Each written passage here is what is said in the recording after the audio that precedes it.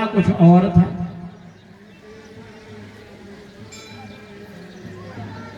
अब महाराज एक बार प्रयाग के अंदर बड़ा भारी यज्ञ हुआ था। उस यज्ञ के अंदर बड़े देवता आए थे, ऋषि मुनि और जितने गणमान्य लोग थे सब आए हुए थे। उस सभा के अंदर भगवान शंकर भी थे और इधर ब्रह्मा जी ने दक्ष प्रजापति को प्रजापति के पद पर बना दिया था, सबके सम्माननीय हो गए थे। तो दक्ष प्रजापति ये समझने लगे कि हम सबके आदरणीय हैं, सबके पूजनीय हैं। महाराज इधर क्या हुआ कि जब दक्ष प्रजापति आए तो दक्ष प्रजापति को सब लोग उठ करके नमस्कार करने लगे, प्रणाम करने लगे। लेकिन भगवान शंकर तो अलमस्त फकीर, क्या किसी के सम्मान से लेना और क्या किसी के अपमान से लेना, अपने ध्यानस्थ होकर के सभा में बैठे रहे।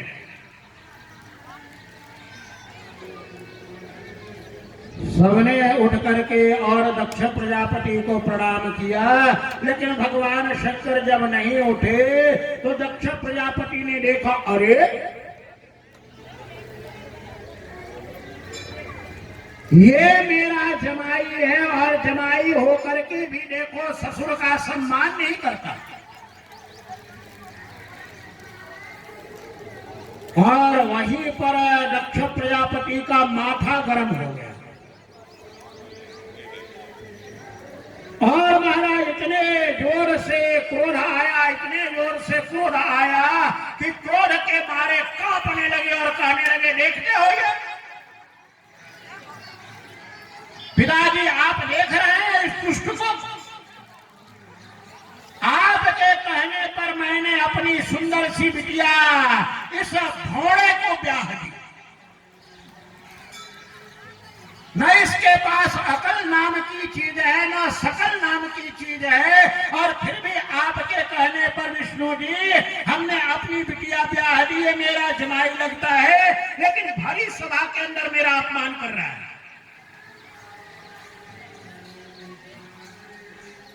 ये जानबूझ करके आंख बंद करके और ध्यान करने का, समाधि लगाने का ढोंग कर रहा है।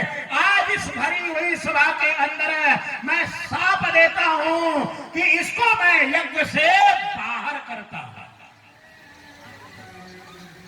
ये आज के बाद यज्ञ के अंश का अधिकारी नहीं होगा, यज्ञ में इसकी पूजा नहीं होगी, यज्ञ में इसको भाग नहीं दिया जाएगा, और नाना प्रकार के शाप देने लगे। ब्रह्मा जी विष्णु जी ने कहा, अरे दक्ष ऐसा मत बोलो, ऐसा मत बोलो। बोले आप लोगों ने इसको ना बहुत बढ़ा दिया है, ये अपने को सबका मालिक समझने लग गया, अपने को सबसे ऊपर समझने लग गया है, इसलिए ये ऐसी उदंडता करता है। आज मैं ऐसा दंड इसको दूंगा कि आगे से अपनी उदंडता भूल जाएगा।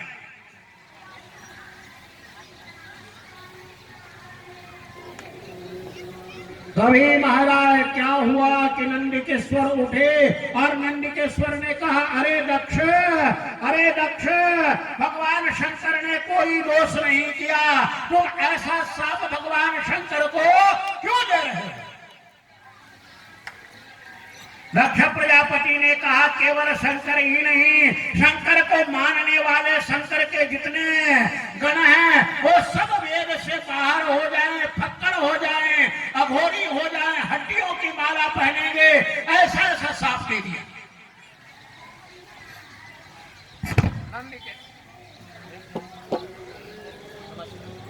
ओम नमः शिवाय, ओम नमः शिवाय, हरे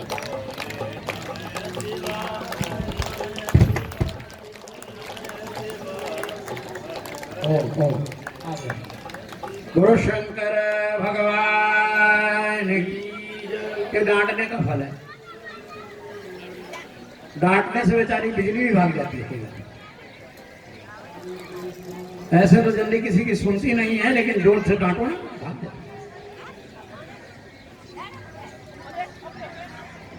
अब इधर नंदिकेश्वर ने भी ब्राह्मणों को साप दे दिया। बड़ा सापा सापी हो गई। महाराज नंदिकेश्वर ने ही साप दिया। ब्राह्मण शूद्र याजी इस घर में जाकर के और यज्ञ कराने लायक और खाने लायक नहीं है, वहां भी ब्राह्मण जाकर के दक्षिणा लेकर के और पूजा पाठ कराएंगे और भोजन करने। प्रतिग्रह कितना भी इकट्ठा कर ले वे ब्राह्मण, लेकिन कभी संपन्न नहीं होंगे। नाना प्रकार के साप नंदी ने दिए। जब बड़ा भारी कोलाहल होने लग गया तो भगवान शंकर की आंख खुली। भगवान शंकर ने नंदी को डांटा, नंदी ये दक्ष तो है सो है, लेकिन तुमने व्यर्थ ही ब्राह्मणों को साप दिया। बोले कोई मारा, कोई बात नहीं मारा, ये साप जो है ना जाकर के कलयुग में फलित होगा। ये अभी सतयुग चल रहा है, सतयुग, त्रेता, द्वापर और द्वापर से प्रारंभ होकर के कलयुग के अंदर ये साप फलित हो जाएगा। भगवान शंकर ने कहा भाई जहां पर झगड़ा टगड़ा होता है ना, जहां मारा मारी होता है, वहां मैं रहता नहीं हूं। आप सब लोगों को प्रणाम, मैं तो यहां से चला। और उठ करके भगवान शंकर उस सभा से निकल गए। लेकिन घर आकर के और घरवाली को सारी बात नहीं बताई। हाँ, कई लोग पत्नी भक्त ऐसे होते हैं कि महाराज कोई बात हो जाए ना तो आकर के जरूर बताएंगे।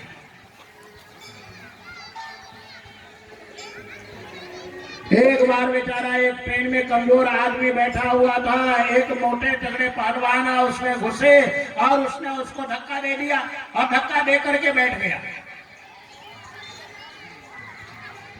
वो कमजोर आदमी ने कहा अरे तू क्या समझता है, मेरे को जरा हाथ लगा के दिखा। क्योंकि पत्नी साथ में थी, बच्चे साथ में थे, तो पहलवान बन रहे थे। अरे प्यारे पहलवान ने एक झापड़ लगाया। बोले क्या करेगा? बोले क्या करूंगा, मेरे को हाथ लगा दिया, मेरे बच्चों को जरा हाथ लगा के दिखा। बच्चों को भी महाराज उसने एक एक झापड़ लगाया। बोले आप क्या करेगा? बोले तुमने मेरे बच्चों को मार दिया, मेरे बच्चों को मार दिया। जो कमजोर आदमी होता है ना, वो बार बार छाती तान के आगे आता है, लेकिन काम कुछ नहीं करता है। हाँ, ये कमजोर आदमी का लक्षण है। उड़ेगा खूब, छाती खूब तानेगा, मुक्का खूब तानेगा, लेकिन एक पग आएगा, दो पग पीछे चला जाएगा। उसने कहा तूने मेरे को हाथ लगा दिया, मेरे बच्चों को हाथ लगा दिया, तू क्या जानता है मेरी पत्नी को यदि तूने हाथ लगाया तो मैं तेरी हड्डी पसली एक कर दूंगा। वो बेचारा उसने आव देखा ना ताव और पत्नी को भी एक हाथ लगा दिया। बोले अब क्या करेगा? बोले अब कुछ नहीं करूंगा। जब स्टेशन आया और गाड़ी रोकी, पत्नी बच्चों को लेके उतरी, उसको भी कहा बिस्तर से उतर जा।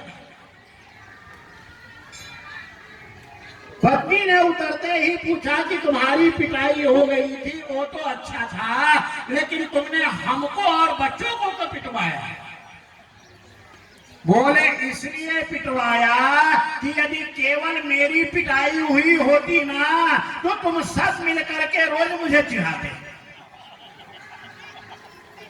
अब इनकी भी हो गई, तुम्हारी भी हो गई, अब मुझे कोई चिढ़ाएगा नहीं। तो महाराज ऐसे लोग भी होते हैं दुनिया में। इधर आकर के भगवान शंकर ने घर में कुछ नहीं बतलाया, चुपचाप शांति से, और वस्तुतः बाहर की हर घटना घर में आकर के नहीं बतानी चाहिए, और विशेष करके रिश्तेदारी में कोई ऐसी दुर्घटना घटी हो तो उसको बताना नहीं चाहिए, क्योंकि आपस में मन में वैमनस्य पैदा हो जाता है। बात आई गई, बहुत दिन हो गए, त्रेता युग आ गया, और त्रेता युग के अंदर महाराज भगवान श्री राम पुरुषोत्तम जी पधार गए। बोलो रामचंद्र भगवान की। अरे आप तो खुश हो जाओ, भगवान की कृपा से राम मंदिर तुम्हारे आंखों के सामने बनने वाला है। खुल करके दान दो, खुल करके हर हर।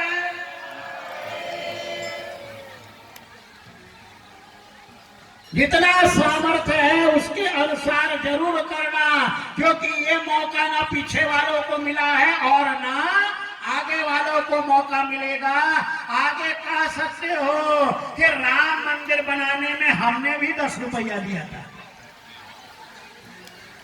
चाहे 10 रुपया दो, चाहे 100 रुपया दो, चाहे 500 रुपया दो, चाहे 1000 रुपया दो, लेकिन कुछ ना कुछ निधि समर्पण जरूर करना, क्योंकि आगे बताने के लिए पीढ़ी को रहोगे कि हमने भी राम मंदिर के लिए ये समर्पण किया था।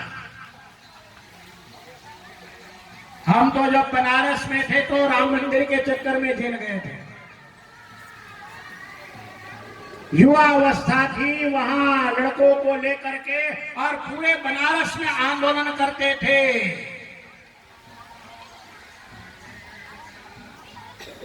ये 84 से लेकर के, और जब गोली चली थी ना तब भी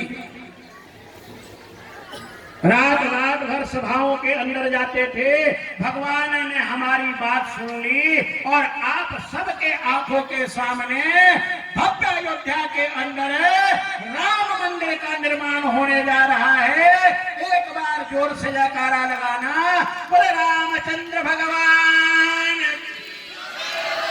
अयोध्या धाम की हर हर हर हर।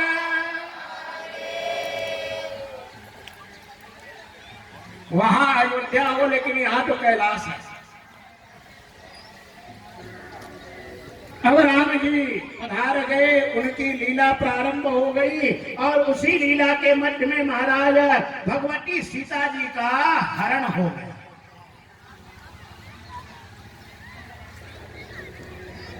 और उस हरण के अंदर ही भगवान लीला कर रहे थे।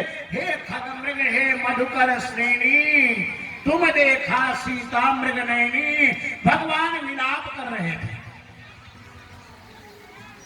और विलाप करते हुए महाराज पक्षियों से, पशुओं से, वृक्षों से, सबसे पूछ रहे थे। और उसी समय भगवान शंकर वहां से भगवती सती को लेकर के और निकल रहे थे। तो जैसे ही भगवान ने वह लीला देखी महाराज, तो जय सच्चिदानंद स्वरूप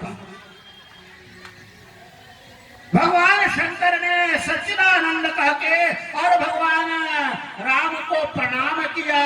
जब प्रणाम करने लगे तो भगवती को भी कहा तुम भी प्रणाम करो। बोले महाराज, पत्नी के वियोग में ये आदमी रो रहा है और आप इसे सच्चिदानंद कह रहे हैं। भगवान शंकर ने कहा नहीं नहीं, ये साक्षात भगवान राम हैं, ये साक्षात विष्णु अवतार हैं, और धरती का भार हरण करने के लिए इस समय मर्यादा पुरुषोत्तम के रूप में अयोध्या के अंदर पधारे हैं। ये परब्रह्म। तब सती जी ने पूछा महाराज, आप इनको प्रणाम कर रहे हैं, ये आपको प्रणाम करते हैं, दोनों में इतनी निकटता का संबंध कैसे? तब भगवान शंकर ने वह लीला बताई कि एक बार गोलोक धाम की रचना करके और मैंने ही भगवान विष्णु को गद्दी पर बैठा करके गोलोक का अधिपति मूर्ति बना करके और सभी देवताओं के द्वारा इनका पूजन कराया था। और तब से हम लोगों ने कहा कि आप में और हम में कोई भेद नहीं है।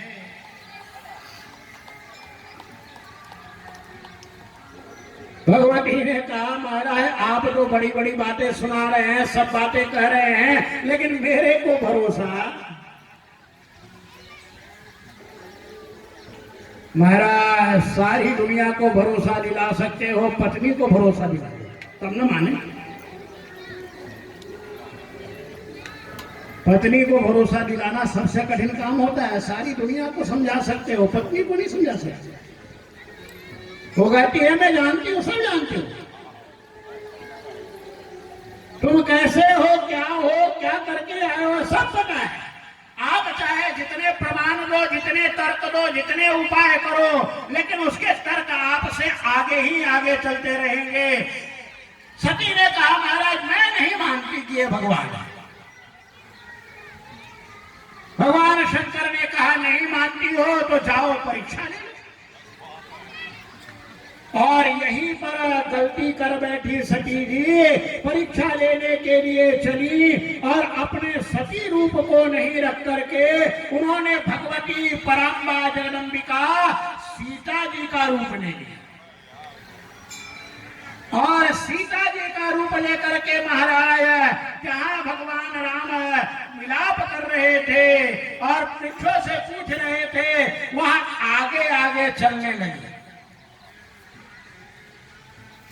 यदि श्री राम भगवान होंगे तो हमें पहचान जाएंगे, और यदि भगवान नहीं होंगे तो मुझे सीता रूप में आकर के और गले लगाने की चेष्टा करेंगे, तभी मैं समझ जाऊंगी कि ये मनुष्य है कि भगवान है। लेकिन भगवान तो अपने स्वरूप में सदा रहते हैं। भगवान चाहे जितनी लीला करे, लेकिन अपने स्वरूप का भी स्मरण नहीं होता। अपने ज्ञान और ऐश्वर्य का भगवान को कभी भी स्मरण नहीं होता।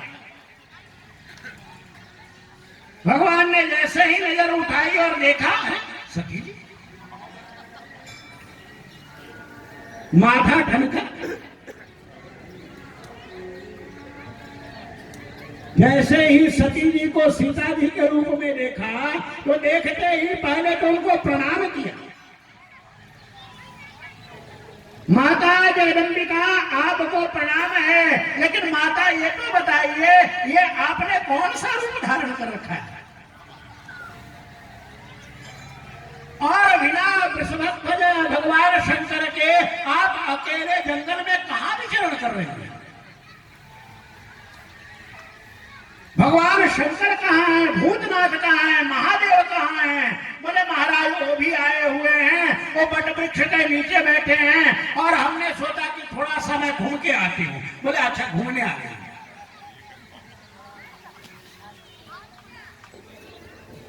आप यहाँ घूमने आ गई, भगवान तो सब अंदर से लीला जान रहे हैं। और प्रणाम किया।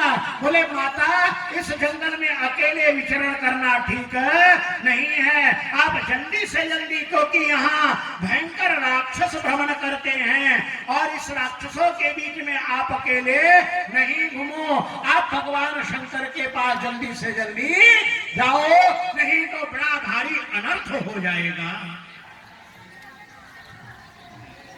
लेकिन तब भी खट से सीता जी का रूप परित्याग किया, अपने रूप में आई, लेकिन यह जान गई कि भगवान है, फिर भी उन्होंने प्रणाम नहीं किया। परीक्षा भी ले लिया, प्रणाम भी नहीं किया।